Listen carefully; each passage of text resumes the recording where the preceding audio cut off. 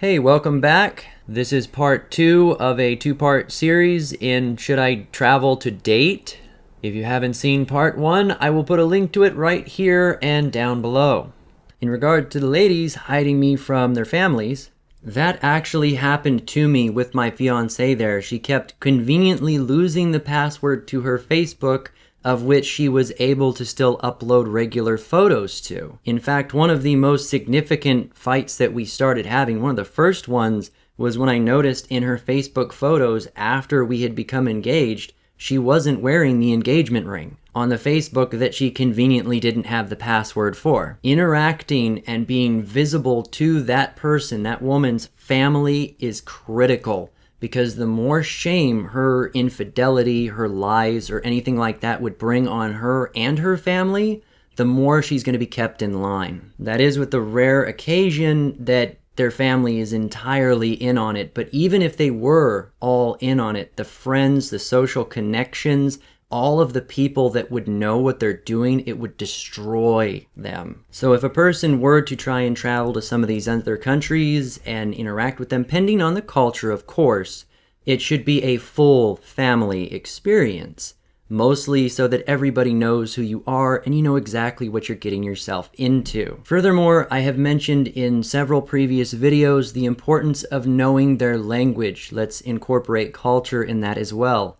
If you know what their culture is supposed to be, what their language is, and how they're generally supposed to behave, you can have an advantage, an edge that not necessarily makes it equal, but at least gives you a fighting chance. Every single time that I was approached by a woman on the streets, not like street corner, but just, walking through malls and stuff, beautiful women would just come up to me and be like, "Hey, how you doing? Let's hook up," and stuff. Almost every one of them had a conversation with a friend right beforehand within earshot that warned me of what their true intentions were. The only reason that I caught it was because I knew their language. It was all spoken in their foreign tongue. Another thing to recognize if a person's really considering doing this after everything I've said is that it is almost impossible not to get screwed doing this kind of a trip to visit someone through the internet. And I recognize that when starting out in dating these kinds of people in other countries, it's the only resource you have. It's the only way to get in contact with them. So to say you can't use the internet to have a good experience there seems disingenuous because you have to. But here's how it works. This is what you could call the meat of the video if someone's going to do it. You have to be willing to practically throw away an entire trip, one whole visit. Now, there's no guarantees that it will be a waste. It's going to be a good experience regardless. But if a person's going over there to genuinely meet women for the purposes of either having a lot of fun while you're there or establishing some kind of a relationship, recognize that you are not going to meet those women over the net. It won't happen. Don't be throwing a bunch of examples at me while, oh, my friend did this and they did that and they're still together and they met on foreign countries. I don't care. All right? The chances and the hundreds and hundreds of phishing, crappy dates that you'll set up trying to do online, date hunting through things like Philippine Cupid or Cherry Blossoms and all these other sites, 95% of it is a scam. And the ones that are not scams are probably even scarier. See, the minute a lot of these people verge over into realizing that they can hook up with foreigners online, they have the capability of doing that, they're incentivized to keep shuffling their options, and they're less likely to be exactly what a person would want. Even if they are genuinely looking for love, there's a good possibility that there's someone who either doesn't want to find someone locally or is incapable of finding someone locally. And quite frankly, having been there several times, there's a good possibility they're a guy. I actually spoke to several cross-dressers over there. From a distance, you couldn't tell it. On cam, you can't tell it. And I met one that actually owned a sports car that a foreign man had bought him thinking that he was going to be his girlfriend. It is a huge business, but where the whole internet sites come into play, where they are useful to a person trying to get over there, is that you can establish a connection and go over there with a place to stay. So you play it off, and I would never suggest anyone lie, but you play it off that you're going to go over there and spend a few weeks to a month with that person to the ends of getting to know them. Now, of course, there's probably going to be love talked about, marriage talked about. It's going to come up before someone will agree to let you stay with them. A woman will agree to that, her family will. But assuming there's at least a little bit of a context that you're not committing to marry them when you get there, for example, there's that plausible deniability that you haven't met them in person yet. And that's actually important before you want to marry someone. And it would be kind of a red flag if they didn't care about meeting you in person first. I would suggest throwing that at them. Oh, honey, I agree that marriage is important, but you should probably meet me in person and spend a few weeks with me at least before you sure. In the context, of course, about caring for them. This prevents a situation where one would be honor-bound to immediately marry someone they just met. It might actually come up. I would also suggest leaving any birth certificates and paperwork that might allow someone to get married back at home, so that if it becomes a high-pressure environment, well, you don't have the paperwork and you have no one back at your home to send it, so you would literally have to go back and get it. See, if you think every situation through, you can cover your ass most of the time and still save face while you're doing it. Now, where I might say that this could be a wasted trip, so any hotels or experiences, sites, places you could go that are there that you can find online are not going to be worth your time. They're basically tourist traps. They're going to siphon all your money away knowing that you've got American money. The really cool places that you want to go, that you're going to get a legitimate experience with their culture, are probably going to be more rural, smaller scheme. They're not going to have the money to set up an American website. And you don't want to really go places that you can find online. Just take my word for that. Furthermore, if the relationship that you have set up online doesn't turn out right, if it's not exactly what you'd expected, being honest, people, it's going to be that case most of the time. They are not who they say they are. Just kind of expect that. Give it some time with them, though. Give them an opportunity, give them a chance, play a little ignorant maybe, and while you're there experiencing the lifestyle with them, steely-eyed, look around and see what's going on. Find different scenes, different places a person could stay for cheap. Find an escape route if you want one. Now, there's always an opportunity you'll love the experience, but go there with the mindset of spending the entire time with that one woman and that one family group. But while you're doing that, scope out the whole scene. And the reason why you're doing it is now you've got an address where you know people, a location where you know where not to go and where to go, where the different sites are, where different hotels that are local might be, where you could actually get an affordable deal staying there. You're going to learn where the bad people are because they're going to want to protect you and shield you from them, where banks are that you can exchange money, and places you could go if you needed safety or help, finding out where the embassy is. Some of this stuff you could get online in theory, but you don't know how updated or accurate that information is and whether or not the location is legit. I mean, it could be a trap, it could be bad, and just happens to have made a website. This is all stuff that this family that you're staying with is going to know and probably going to endow upon you that you can use later when you go back. Whether or not you actually go back to stay with the same woman. Are you starting to track where we're going with this? Now, it may be possible in different scenarios to hook up with other people while you're there with the girl. I don't recommend that. One, because it feels a little dishonest to me. Maybe a person doesn't care about that. But for the most part, when you're there staying with the family and you don't know entirely what to expect, you don't want to screw over your assets of being able to find a way out unless you're very comfortably established and you know exactly what you're getting into, and you can't typically do that over like a week or two. Now, regardless of how your first visit plays out, how it rolls through, whether or not you make commitments to the girl or don't, if the relationship succeeds or does not, assuming you have established such a scenario where you're just not able to get married at that particular visit and none of it's your fault, it's all just the way it played out, you wind up either going to the airport to leave but not actually leaving, which is risky because they could still see you if you don't go far enough, Or you leave and then come back 6 months, a year later, because you know that environment. At that point, you wouldn't actually need their help as much, or at least you could feel a lot more comfortable. Maybe that point you travel with a friend instead of going to be with a family or something. A couple of guys, maybe a few of them pooling their money together to go to the PI or to a foreign country knowing that they have someone that's there that knows the environment and better yet knows people there that you could drop in on if anything went wrong is a huge asset. If you went there without informing the woman that you had gone there previously to see, you could theoretically show up at her door and say, "Surprise! I'm here to visit you. Haha, you never expected me."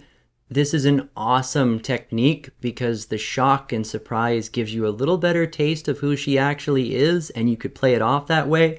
But in reality, you and your buddies went over there and ran out of money. That could actually be what happened. But it would be framed in the context of a loving surprise that you all went over there and, you're there wanting to just see her and see how things are going. And, she has an opportunity of meeting your friends, even if you went alone. But I would recommend that one would hide their plane ticket as to not get caught. I guarantee there's going to be a situation where they're going to ask, "How long have you been here?" And it'd be best to have an alibi if that gets asked. Finally, and I would say the most important thing that I can recommend if a person is just solely going there to meet women, like in a normal day-to-day context, do not go to a bar. Furthermore, do not go to tourist trap locations. You have to go somewhere rural. In the case of the Philippines, for example, don't go to Angeles. Don't go to Subic. I would even avoid Manila for the most part. I, for one, would recommend like Butuan City. It's right next to Mindanao. Don't let the worries about Mindanao scare you too much. They make big news when a single person gets shot there after like an entire year, and people here in the US get shot like every hour. It just doesn't make news here, but it does make news there. It's not dangerous there. Granted, let me correct myself here. It wasn't dangerous there years ago. With the exception of a couple of really sneaky pickpockets. You can lose your wallet there pretty easily. It was so much safer than American standards, it was ridiculous. It's all about how the news portrays things that happen within society that makes all the difference. But falling back on, you need to do your own research.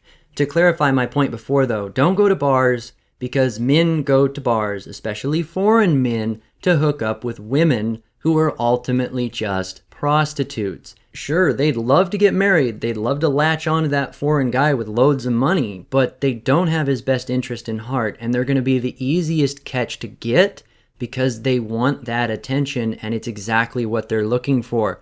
If you go into bars to meet women, you're prey. And it doesn't matter how much money you have, you're just the biggest target in the room. You can't do it. That includes clubs, dance clubs, any place where, foreigners, tourist traps are going to be. Don't go there. Some of you are going to roll your eyes at me right now, but the best place to meet women in these countries, if you're going to try to meet them when you're there, which is the only way to not get fished through a website, would be at like libraries or working during their day jobs, like at restaurants or at schools, libraries, colleges perhaps, but I don't necessarily think that a woman that's gone to college there is maybe the best option because she's going to need to pay it back, even though it's like a month's pay to us. The point is, if the woman is working and is out doing something productive with herself, she most likely doesn't have the money from foreigners that would imply that she's more dangerous, that she was going to be out simply to get that money. Finally, something to consider when it comes to all of this is protect yourself and protect your money. These women are going to want to get pregnant, and they're going to phrase the concept of getting pregnant like, if you really love me, you'll feel safe with using no protection, or they'll make a huge deal about the fact that you would trust them that much. And, guys are guys. They're gonna probably lean towards that anyway. I would hope that most of my brothers out there are going to be smarter than that, but if they're not, just play it safe. I had legitimate conversations with these people in person where they said that they were able to trap their husbands through children. And this is an accepted thing. Like when a woman is having issues in the marriage, the relationship with her man, she would get pregnant intentionally to force him to stick around by the rules of their own culture. Now, a foreigner, at least in this day and age, maybe that's changing fast, has the ability to duck out and escape. And that shame of like having a bastard child, if you'll forgive the term, doesn't apply to him because he's not trapped there. He can escape. Keep in mind, none of that applies if she can get a hold of your social security number. If she can, then our lovely gynocentric society will chase you down and crucify you willingly, happily even. So, I don't know. I wouldn't necessarily suggest carrying around a fake passport, but one could probably print off a fake social security card with a fake number where it's easy to find. If for some reason the woman were to sneak in and grab it or demand that she were to see it, it could be an easy out, and then the guy would have a red flag and know to get out of there as soon as possible. He could maybe show her the fake one and then just recognize her true intentions. As far as getting them pregnant and running off, though, it happens all the time. And a lot of foreigners take advantage of that, and the women there kind of know it. Case in point, my boss in the old days doing that to the older sister of my fiancé. But even in that scenario, she's going to be having an Amerasian kid, which, according to their words, and this is coming from their mouths, not mine, is almost an automatic movie star because of their looks, their skin tone, their capabilities of their fair complexion. Even just that alone is enough to score them a movie role most of the time. They love having kids and they love having them fast, and they are seriously not shy in the bedroom. Finally, the last thing that I would suggest is watch out for the cougars. Watch out for the older ladies trying to snatch up the foreigners that recognize that the dating pool is different. You know, they've been around for a while. They know that foreign guys can't tell one of them from the other when it comes to what they're actually capable of. Age is appreciated very differently in these cultures. The older you are, the more valuable you are, up into your 50s and 60s. You don't see that in America to the same degree. It is easy for an 60-year-old man, 75-year-old man to hook up with a 19 or 25-year-old woman there, and it's culturally accepted. There is absolutely no reason why a 35-year-old man should be hooking up with a 35-year-old woman. There's no reason. If she has kids, if she's over 23, you can do way better. Don't waste your time. Just give it 5 minutes. The next opportunity will be walking along. So, wow. We have hit 30 minutes in this video already. Quite a rant. It's something that I invested a huge part of my life in, the idea of traveling and foreign brides and everything. Final thoughts on it. Do your research. Know what you're getting into.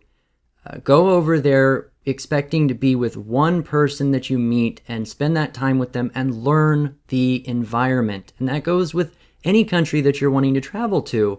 Because if you jump in head first and don't know what you're doing, or you follow all of the classic American cliches like popping into bars and stuff, you're going to get in a bad situation. Of course, granted, this is all from my experiences and my perspective, and it's a little dated. Things may have changed drastically in the last 5 to 10 years, and I wouldn't have been aware of that. And as always, I would recommend that in any scenario, any country, dating leads to more problems. Women lead to more problems. And if they don't fit along directly with your goals, as far as what you're willing to contribute to them and what you're willing to lose for the experience, reconsider what you're going to gamble with in your life. Finally, and this is also from a vast amount of experience, if you don't have the money to waste a trip to the country, one extra trip with no intentions of, flirting around and going and having fun and all this other stuff that you want to do,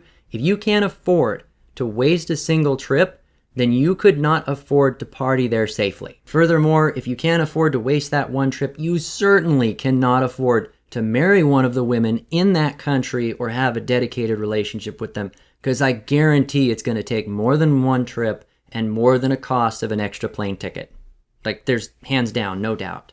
All right, guys, that's about all I have to say for today. If you have questions, I will do my best to answer them down below. I know that this is a pretty huge topic, and I invested, several hours into recording it, so it's important to me in the context that my experiences might be useful to others and maybe save them from making my mistakes. Final thoughts. Don't ever send them money. Don't do it. Ever. Seriously. Don't get stubborn and do it because I said not to do it. You're just going to get used. It's pretty common for them to come up with sap stories within the first hour of talking to them. The scenarios they come up with are extremely elaborate. The reasons and excuses for them needing money are just endless. You'll hear it every single day when you're dealing with them. Don't buy it. Don't believe it.